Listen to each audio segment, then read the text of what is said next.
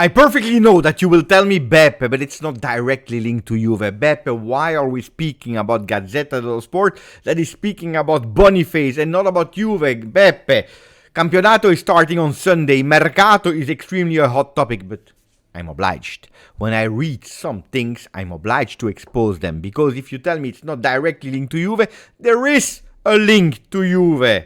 The narrative on the media. Ciao Juventini of the world, my name is Giuseppe, welcome back on the channel, I hope you're all doing well. If you want immediately to skip and go towards Juve in that second part of the video, of course we'll speak about Mercato, we'll speak about Douglas Luiz, Arthur, the presentation, press conference of Joao Mario of yesterday, we'll give you an update about Zegrova, etc, etc, second part of the video, but first let me start with Gazzetta dello Sport. I'm obliged to expose the pink paper that started a personal war against Victor Boniface. For what reason? Big question mark. I have absolutely no idea. Gazzetta dello Sport yesterday, they opened their page with Milan, backup number 9 with a picture, extremely bad Photoshop by the way, from Victor Boniface. You tell me, backup plan, yeah, they were on Vlahovic, they were on Højlund. If they go for Boniface, it is maybe a backup plan, and on that one I can even potentially say you are correct. But if we continue, what do we see? Milan. Boniface is a risky option in 2025. More games missed because of injury than goals scored. You continue with Boniface.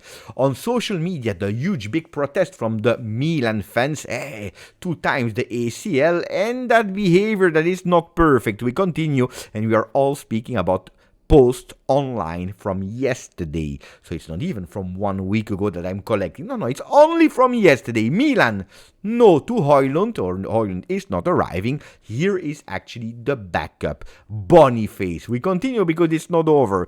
The physical condition, the injuries, the fights with his teammates. This is why Leverkusen is actually selling Boniface. Today in Gazzetta dello Sport, Boniface. All together, it's a huge big no with a picture of Boniface that is not really the most happy person on earth. You'll tell me, Beppe, they don't like Boniface. You know, when they don't believe in a player, when they are not really aware of the capacities, it's a way of expressing themselves. But on the other side, I'm asking myself if he is a backup plan of Højlund and of, for example, Dusan Vlahovic. How is that narrative changing today with Inter? Diouf from Lens, what an engine. He is the engine. The French will be today in Milano. He costed 20 million euro plus 5 of bonus. The midfielder is only run. Dynamism. And he's actually the one that was missing to the game of Kivu. Today again an article about Diouf from Inter. Inter, here were the muscles that you were needing in the midfield. He's that close. The player from Lens is arriving. Here the details. Ragazzi miei, here we are going towards 2 total different narratives. How come Diouf, that could potentially be a really great player? I never heard about him, even if I watched Lens last year. He didn't really caught my eye. Maybe he's a really good player, I didn't pay attention enough, but why is he not, for example, described as the backup plan from Manu Kone? Because we know that this was their first target from Inter. They really were on the player from Roma. I really don't understand. Just to tell you that when Gazzetta dello Sport, they have one objective, is actually discrediting the other teams, the other opponents. In that case, for example, Milan, that is starting to be extremely scary, with Ricci, Yashari, Modric, Estupinian, where they have now added a Boniface that, according to me, it's true. The physical conditions are not the most optimal. It's a bit risky if we want, but with 1 game a week and having still Gimenez, they can go through that. But if he's working really well in terms of physical condition, could really be a fantastic striker, because this is also how they were describing Boniface a few months ago before the links with Milan. I don't understand that narrative, because if you tell me, Beppe, but where is the link with Juve? Well, this is my personal fight, a fight that I started years ago about that media narrative, how they are actually brainwashing the people that are reading the biggest paper, sport paper in Italy. Well, today they decided that it's a total no for Boniface, and a fantastic applause for Diouf from Inter. And pay attention, because that story is there since 2006. Calciopoli continued with all the processes. Juventus in B. Juventus, pay attention, you will be out of Europe, threatening Juve to accept a plea deal. days and days and days on narrative on Gazzetta dello Sport and continue a broken logo of you, etc., etc. Pay attention what you read, when you read it, and don't stop only at just one page, just one title, just one article or a graphic, because it could potentially be dangerous, because that manipulation of the mass is really dangerous. Anyway, we said it. I wanted to open with that. Give me your opinion about the strategy of Gazzetta dello Sport actually discrediting Boniface. Tell me why they are doing it. I'm really curious to read you, because now we start speaking about our things, about our beloved Juventus Football Club. If you didn't yet, please, Juventini, put a maximum of like. Don't forget to subscribe to the channel. Yesterday, fantastic, beautiful live. I really enjoyed it with my friend, ex-social media manager from Juventus, Charlie Rowing. Go back and watch it if you want something totally different, because you go inside of Juve. I really appreciate it. Juventus, that a lot of time has been spoken badly about, also on Gazzetta dello Sport. Well, yesterday, what did they do? Partnership with Giorgio Armani for the next 2 seasons, this season and the next one, where we are replacing Loro Pianado, that we actually stopped the collaboration with. So 2 years with Giorgio Armani. We're speaking about two icons, Juventus and Giorgio Armani. Giorgio Armani is not Emporio, it's Giorgio, the line that is actually the elite line that will take care of the suits of the pre-game for the normal games, but also for the Champions League away games. Juventus will be dressed really, really beautiful. I can't wait to see how it is. But just to tell you that Juventus is still a really beautiful, attractive brand also for the sponsors. So don't pay attention when people are saying that all the sponsors are running away from Juve. They don't want to be linked to Juve. Juventus is still an attractive brand, whatever you say about it. Now, yesterday, we go now a bit more towards the on-the-field discussion. Yesterday, Tudor spoke to Sky Sport, if I'm not wrong, where he said Mercato is crazy. Not the way that we intended, but Mercato is crazy because he doesn't appreciate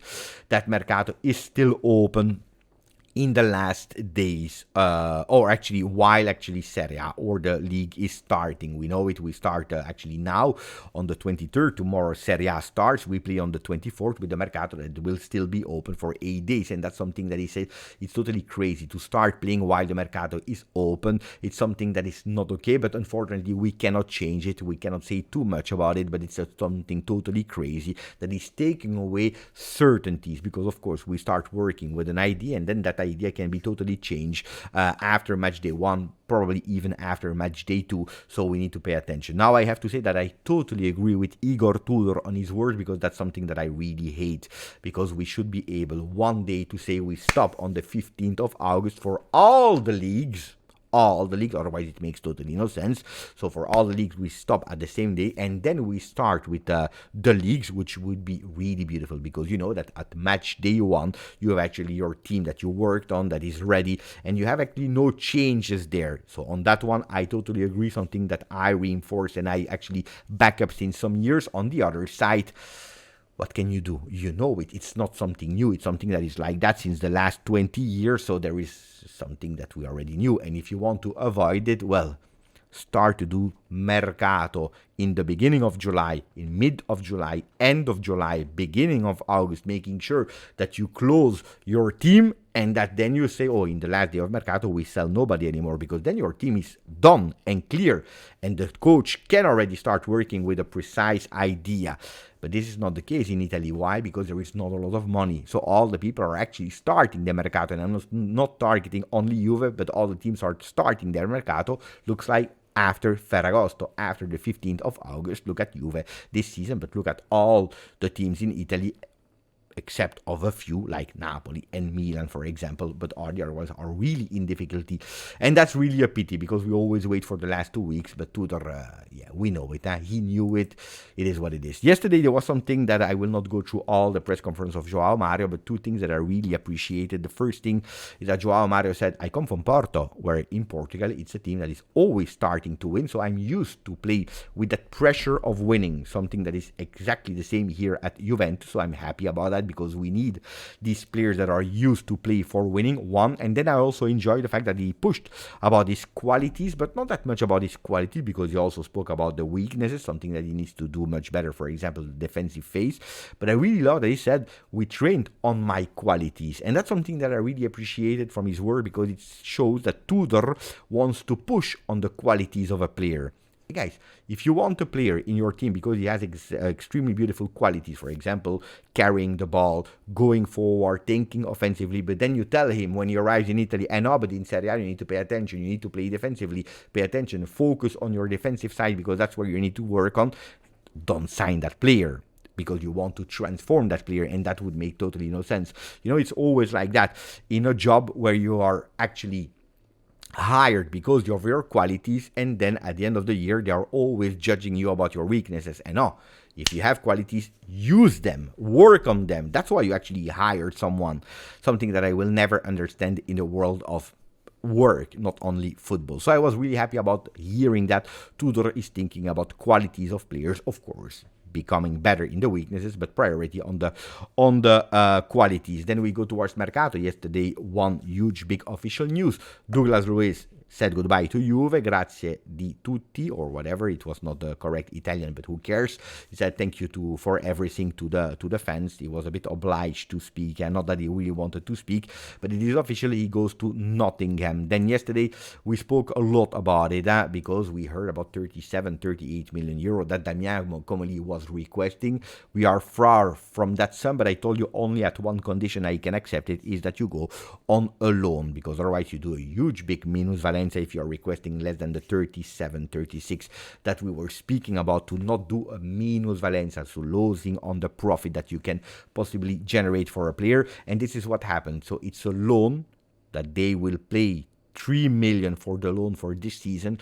On top of that, regarding some appearances, so if it's a loan with an obligation to certain requisition, and the requisition are the minimum appearances, well, it could be signed permanently for 25 million euro. That can be increased up to 28.5 if some bonuses are achieved. So at the end, if you go with the maximum of bonus, you go to a 28.5 plus the 3 million, you arrive at a 31.5, so nearly 32. But because it's next year, you are not doing a huge minus Valencia, just a few. I believe it's 2.5 million euro of minus Valencia next year. Am I happy? Yesterday I told you it could possibly be a masterclass for a player that never played. I played how much? 9-10 games with Juve, maybe a bit more, but parts of games like 1 minute appearances. A player that, if you're looking at the context, was really difficult probably to sell permanently because of a disaster season where he didn't play. Could have become an Arthur, where a player goes on loan every single year, stay there, at the end you need to pay the salary, and this could have been a huge big problem. We decided to accept the offer of Nottingham Forest, actually lowering a bit, accepting a mini minus Valencia. But if yesterday I was speaking about a possible masterclass, this is not how I describe it now, but I think it was totally necessary to do it. So okay, I'm okay with that. On the other side, what about Arthur? I told you also yesterday, if we give away the player, so if we break the contract and we accept to lose actually 10 million euro of value just to save a bit of salary, I would not have been happy. And we see today, it should be official, that Arthur will go to Grêmio again on loan. A lot of people are saying, no, but we should have given it away so that we don't speak anymore about Arthur. Giving it away, it's 10 million that you are giving away. So I think it's the best solution that we could do. Is it a solution that makes me extremely happy? No, it's not an extremely beautiful solution. Also because next year, if Grêmio don't go on the player, it's again the same story. So it's a really annoying one. I totally understand, but on that one, it was the best case scenario for Arthur. But on the other side, it's true that Douglas Luiz goes on loan, Arthur goes on loan. We are speaking about Nico Gonzalez that could potentially also go on Atletico Madrid on loan. We'll come back on him in a second.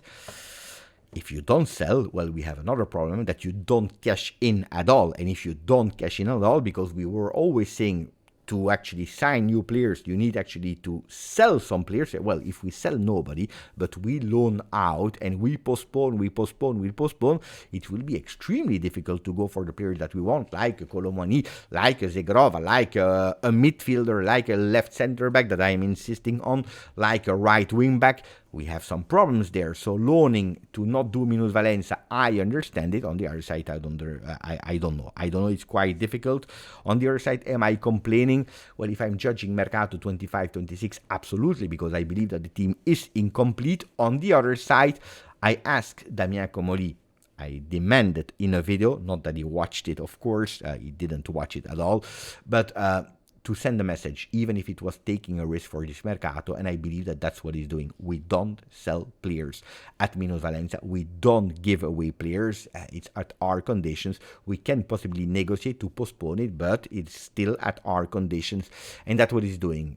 At risk of actually not doing a lot of mercato this season. Corriere dello Sport, we speak about Højlund. That is the objective of Napoli. We know it. We already spoke about it yesterday. Vlahovic could potentially be a problem. And now we saw a message on Instagram from Ivan Zazzaroni that I know that a lot of people are saying, Beppe, it's Zazzaroni. Pay attention what I will tell you. I hope you are still here in the video.